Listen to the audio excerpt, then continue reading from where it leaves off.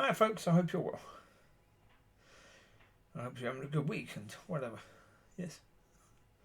So, this video is about what is missing is his nature. Because in church they make a very big deal, don't they, of communion. And what is incredibly stupid, they make a very big deal of making it into the most religious blinking thing they do. Because most churches, when they do communion, they do it according to the exact words that Yeshua said. Oh, he took the bread and he said, oh, shut up. You've taken something beautiful and you made it into a blinking religion. Idiots. People can read what he said. Make it personal.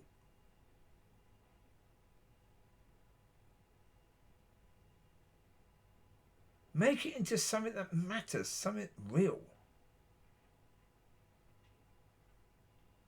Ugh. But again, they're talking about the body, they're talking about the blood. But his nature, oh, no, can't talk about that.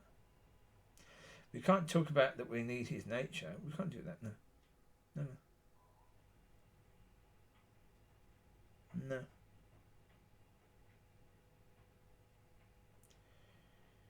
Well, as I say, the pastors, pastors, teachers, whatever you call them, they go to a sort of college, whether it's Bible college or whether they call it another name, doesn't matter. What they call it's the same thing.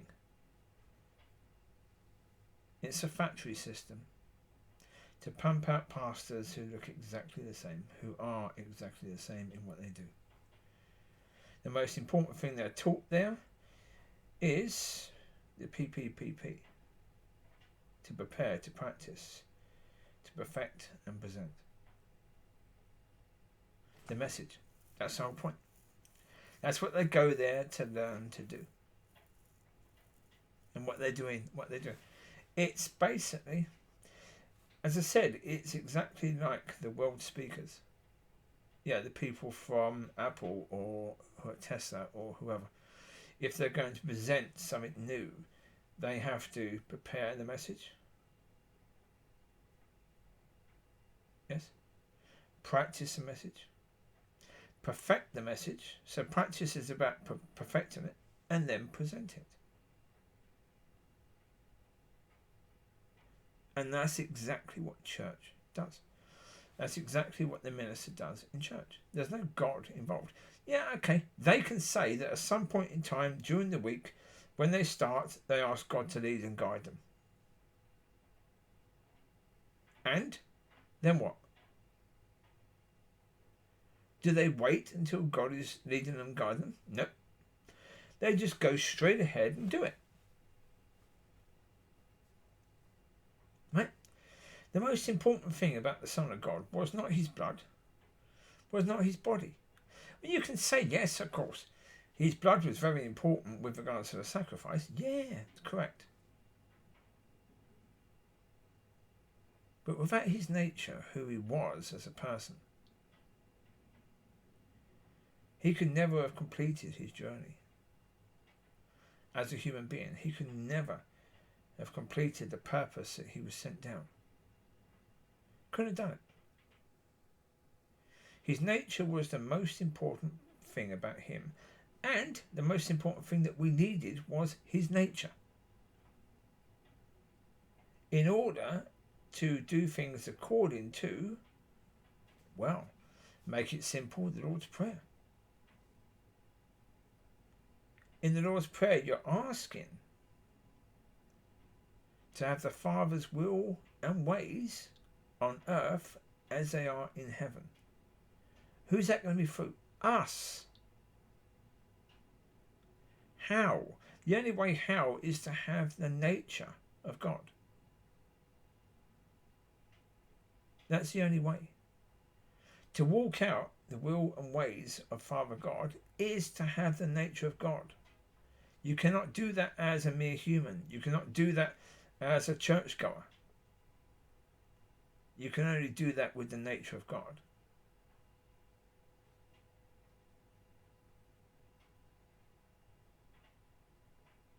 As I say, the church has been given completely to the world because, yeah, well.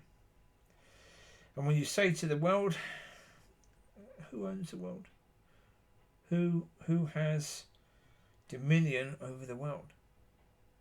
That's who church was given to. By who? The people in church.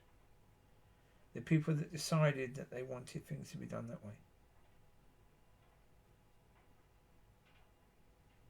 Israel decided they wanted a king. They had God. The church decided they wanted Bible college. They wanted a system of church that was pretty much a roll-out system. A package. Copy-paste. Which is not God. A roll-out system for church where every church is pretty much identical. Because they are pretty much. You're going to have minor differences, but compared to the differences you should have, if it's God. Because if God's going to lead the church, he's going to be thinking about, what needs to be done at church is about the people in the church and the people out the church, what those people need. Can they teach that in Bible college or whatever college people go to? No. I mentioned earlier about communion. Well, communion itself is really for babies. It's for infants. It's for those people who are coming to knowledge and understanding.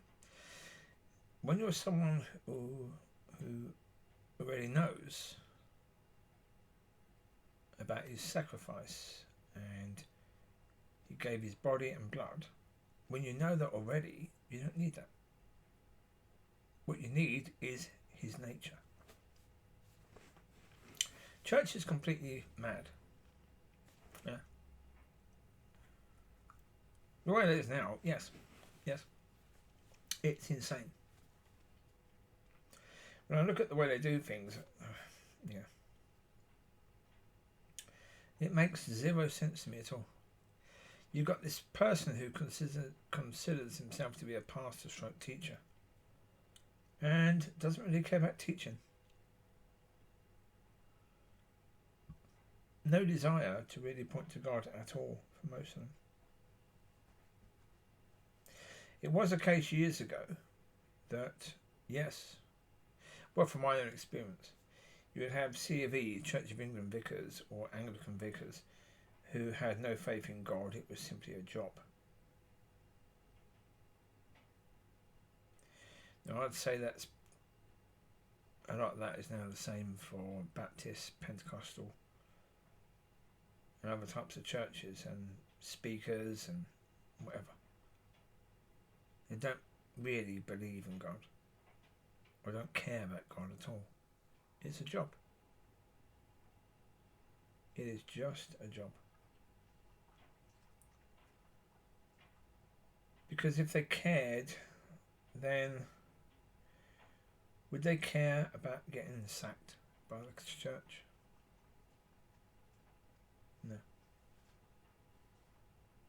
No. Would they care about offending people rather than God? Yeah, they wouldn't, would they? That's the point. They don't care. It's a job. It's a job, and they are whatever it is they claim to be. But that doesn't mean that God has appointed them, because in most cases He hasn't. As I say, it's rare. I've met two people who I could say you were classed as pastors, maybe three. Manuel's wife Bethany, she had that nature of a pastor. She would have been a good pastor. Not because equal rights or anything like that, just because of who she was as a person, her nature. She had that nature. Her husband did not. But he had the qualifications, and that's what matters. So there you go. You take care. God bless. I'll speak to you soon. Bye-bye.